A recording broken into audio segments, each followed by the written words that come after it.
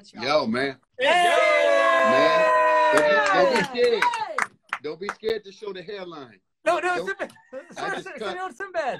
I cut everything off, bro. No, Sir Sinbad, it's too early for this right now. I got to ask you one more question before we get to that. All right.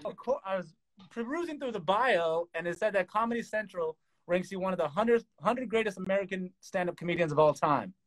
Yeah. To you, who are your top 3 American stand-up comedians of all time?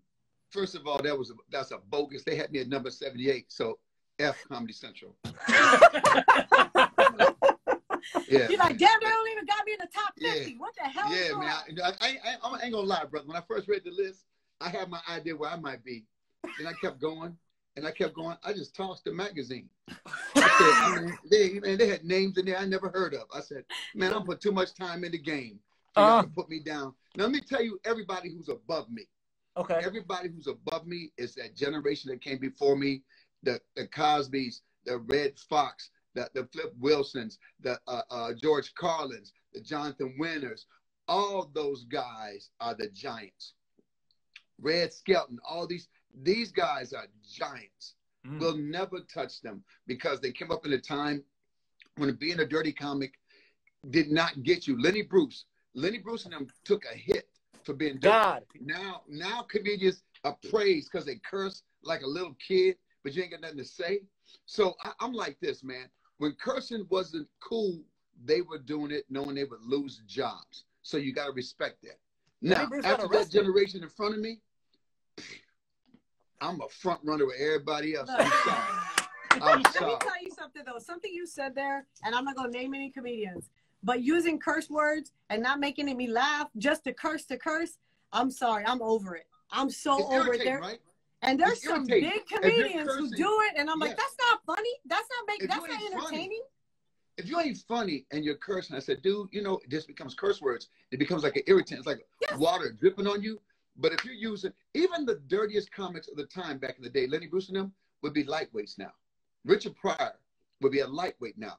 George Carlin would be a lightweight now because cursing was just to punctuate. I think curse words are important. I think curse words are cool when you're making a point. I think curse words have their place in comedy. Even though I'm a clean comic, I was dirty when I started. And I should have done what I was going to do when I started my career, do a clean show early and a dirty show late. That way, those who didn't want to hear curse words, because to me, my father was a preacher, but he still would have come. My dad was my man. He was my mentor. But for me, it's like some people don't want to hear the words, and I can respect that. I'm not here trying to be, I'm going to make them take your words. No, I ain't got to make you take the words because there are great people in both areas. So I know people who curse who don't want to be cursed at. So I said, let me give both people something. I should have done that. And at 64, I think I'm going to do it now. I think my new groove. That's a good idea. After all this that went down, that's my new groove, is to go out and be who I am and do it the way I want to do it. It's always about reinventing yourself, right? Agreed. It really is. Go ahead, Anthony. I know you wanted to ask about. How many years have you been in comedy? Man, almost 40 years, bro. Oh, wow. Yeah, it seems like it's working out. It's okay. Yeah, it's okay. Anthony's about to do something difficult. Let me pull to the side here. You ready, Anthony? Sinbad, I was paying attention to your timeline, doing my research for the interview, and you touched on something that just cut close to my here. You said you recently decided to let it go, and you're challenging all men to let it go. I'm a Latino. I don't know if you know this about Latinos, but we go from Benny the Jet Rodriguez to George Lopez like that. I know, and bro. My hairline is bad, so I'm going to reveal it to you, and you tell me. Young man right here. Look. You tell me if I should let it go. Here we go. Oh. You know what, man? It's not that you have to let it go. It's already let you go. Hair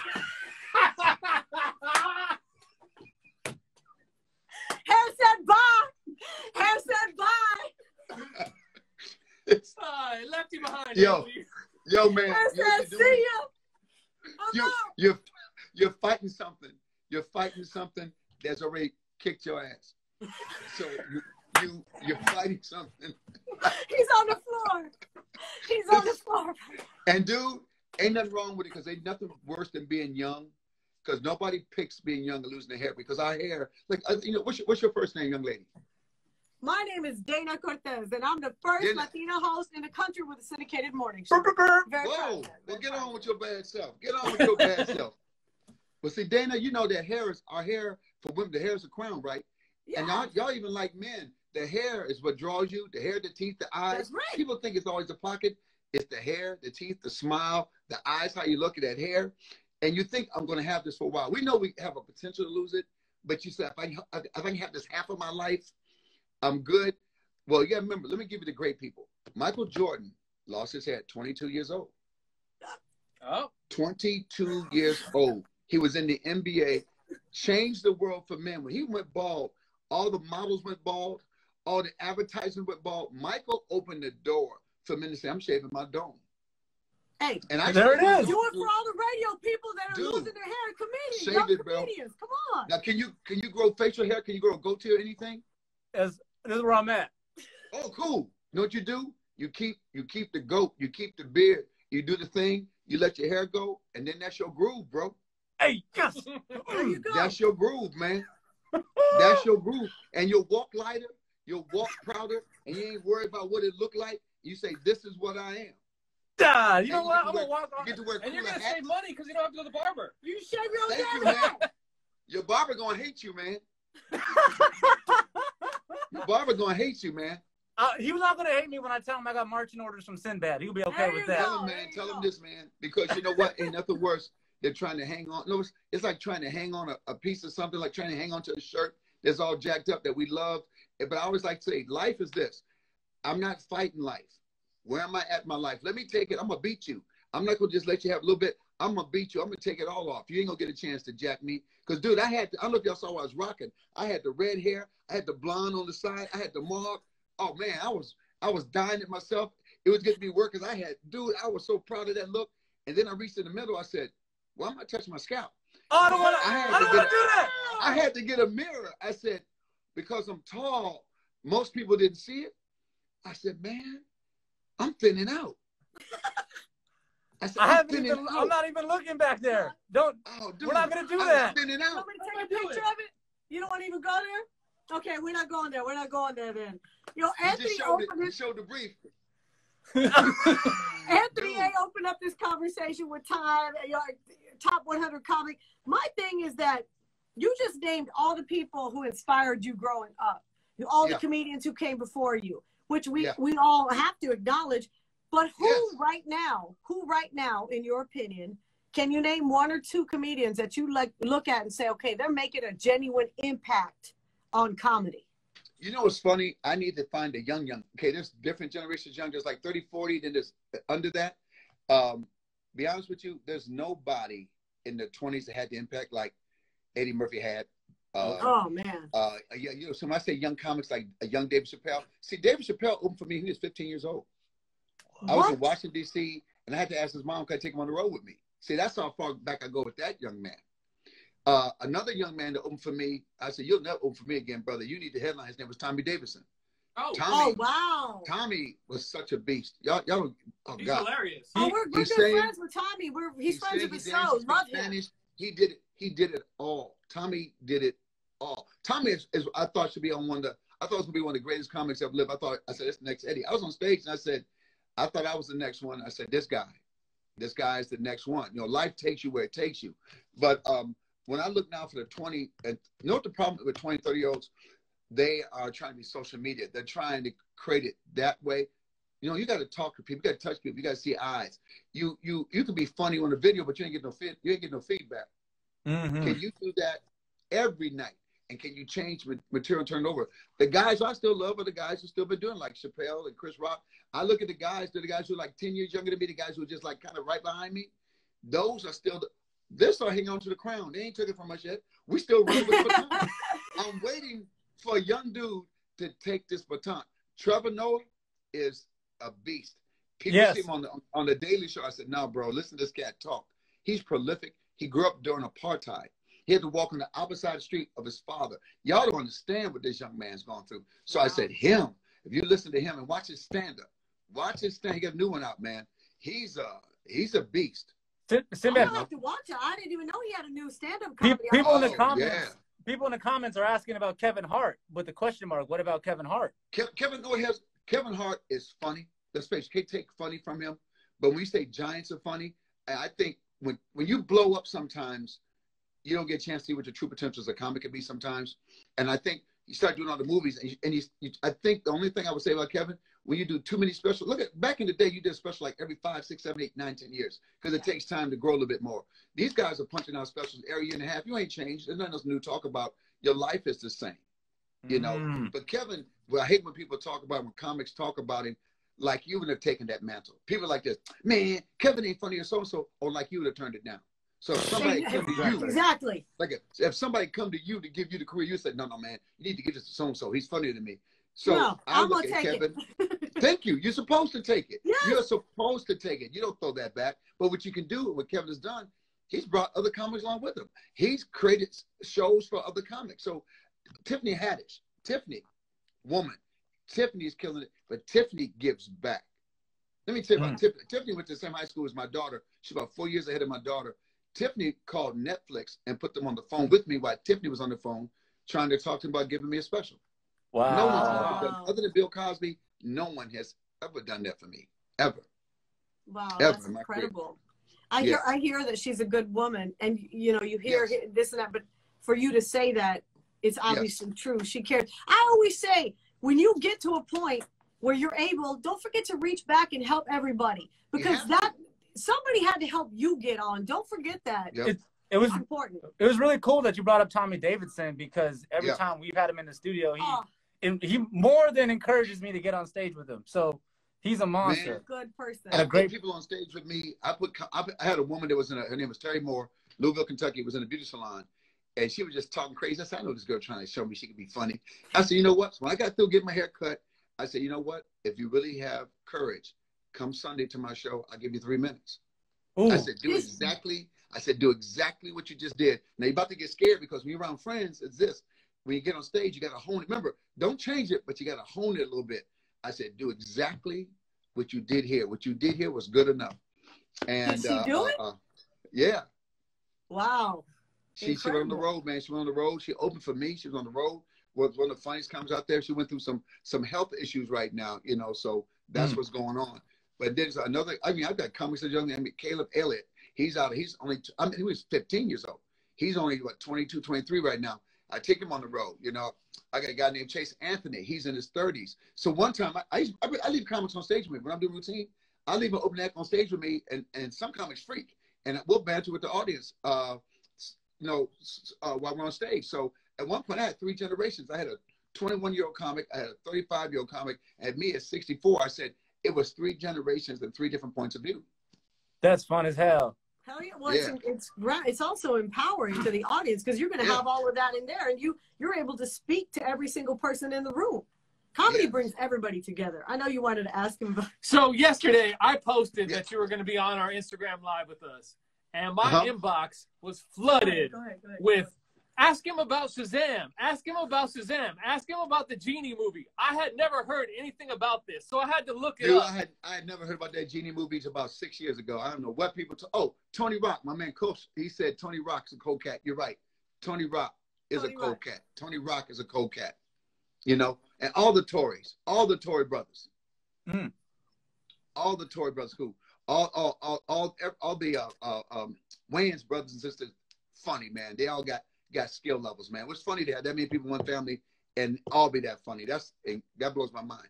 The Genie movie, this is funny. People only remember the beginning of the movie. They don't remember no scenes. All people remember is either older sister, younger son, younger brother, or it's an older brother. And either the mom, dad, or the dad died.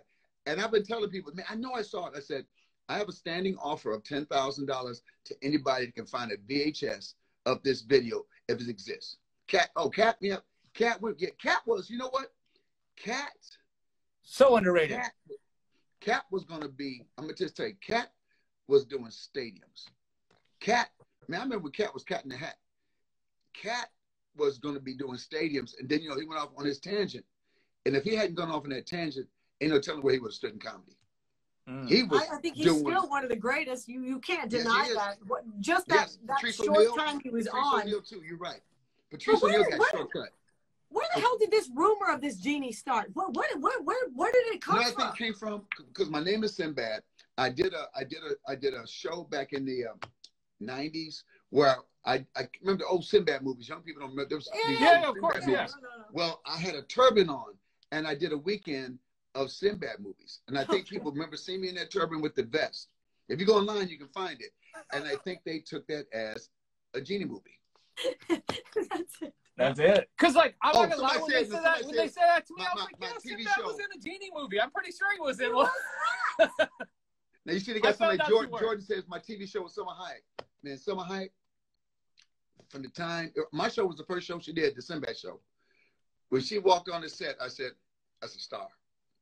She didn't have to say nothing. And the Summer said, world talk to me. agreed with you. Salma Hayek is one of my favorites. She told me secrets. She was dyslexic. She told me she was dyslexic. She was, trying to learn the English language. So am I. Huh? We're both yes. dyslexic. So man, I'm ADHD, which is worse. I see it, but I can't do it because I got to go somewhere else, man.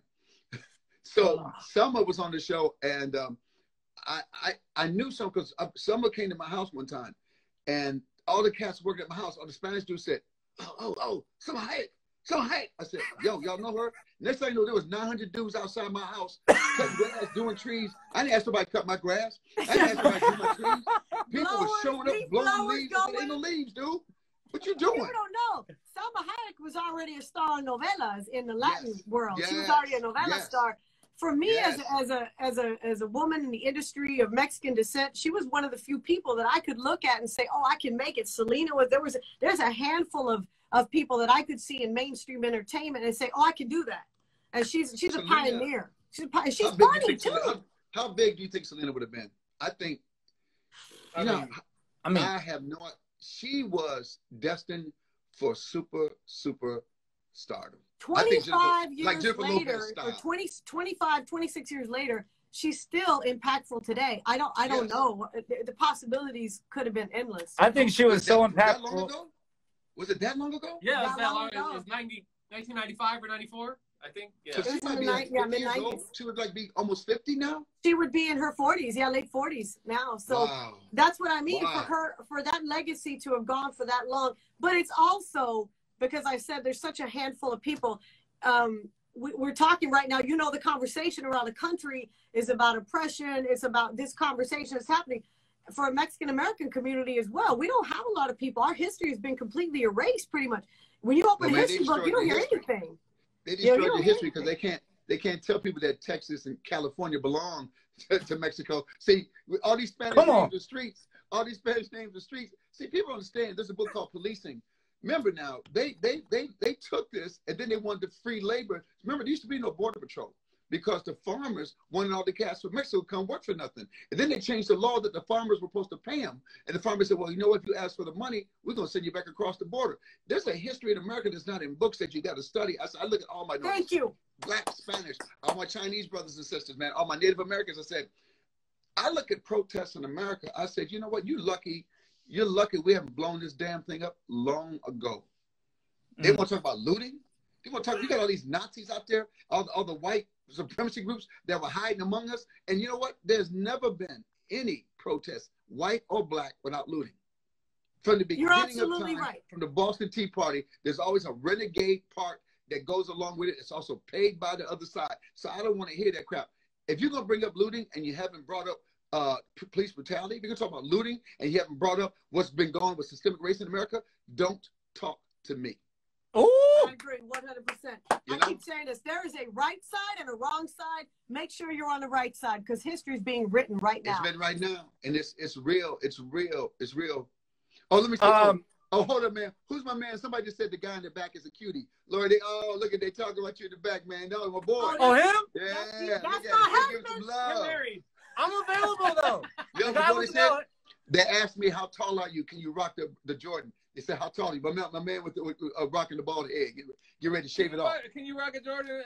He's 6 foot. No, I'm 5'11", but for a Chicano, that's 6'4". That's tall. That's 6'3". Yeah, that's 6'3", exactly. So I guess I can. You're going to be at the Tempe Improv here in Arizona. Sinbad, you're getting a taste a taste of what's to come this weekend. Friday, Saturday, Sunday, Tempe Improv. Yep. Sinbad, let me tell you something. When all this coronavirus and everything is done, I would love to have you in our studio in person because I can just feel like we could have a real good chat, man, for real. I'll come in. I'll bring my UV wands. I got my UV bag. I got my mask. I got my spray. But I told people, I'm telling you, because all of a sudden the news comes out that Arizona's got this new wave of COVID. I said, what? I'm about to come the week that they have no beds left in the hospital? Y'all better believe this. I might walk on stage with a mask. Don't get mad at me. Don't pull your or assault rifle out, all that other crap. I might walk on stage with my mask and do comedy. You might see Sinbad like this, man. Hey, how y'all doing tonight? So I'm gonna be no, there. We're gonna call it. No, we're gonna call it the Genie 2 movie. That's it. That's it. The Genie tour. Sinbad going on the Genie tour, man.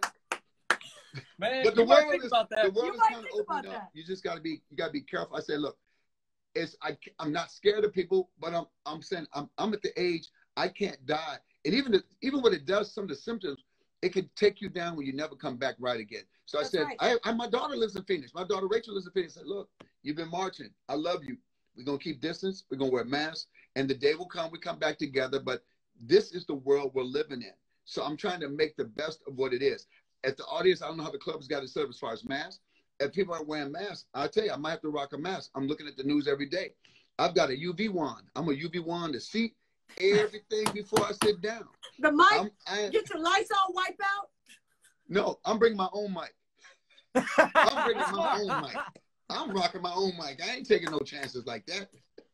Oh, right, my so God. Everybody that wants to win tickets for Sinbad, drop those heart emojis below, please. And just, let me tell you something. This has been an honor. Thank you so much Thank for you, joining Sinbad. us. Thank you, guys. Thank you. This is fun. You know what? I'm glad you guys have found a way. If some people have panicked, I'm glad y'all found a way to still make it work. Using Instagram, I said, look, there's a million. My boy, Coach Live, who's watching right now, Tech Freak. There's a million ways to make this work.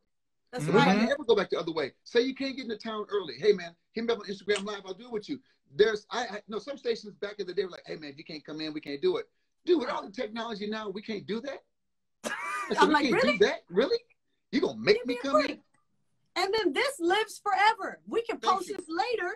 This lives forever on our social media. Even the part about my hair? Especially if I Even said the something part stupid. about your hair. Yeah, if I said something stupid, y'all would have had it. and then I got to do the apology on national TV. Hey, if I offended anybody, I just want to say that's not how I really am. That's not how I really am. Those are the words that came out, but that's not how I really am. Even though I said it to you to your face, that's not how I really am. So what we're gonna title this on YouTube is Sinbad makes national apology for ... There you go. Yeah. I got a blanket. My bad. If I hurt anybody, I'm sorry. When I ran over the protesters in my car, if that hurt people. No, we only ran over the KKK protesters. That's the only protesters we ran over. Man, Sinbad, we love you. We'll see you this y'all weekend. take care now. Okay. I got 3 minutes whenever you need them, boss. On Zoom. All right, I'm gonna check that. Cool, man. All right. Love you. Love. Y'all stay up. Man. Bye. All right, I'll see y'all.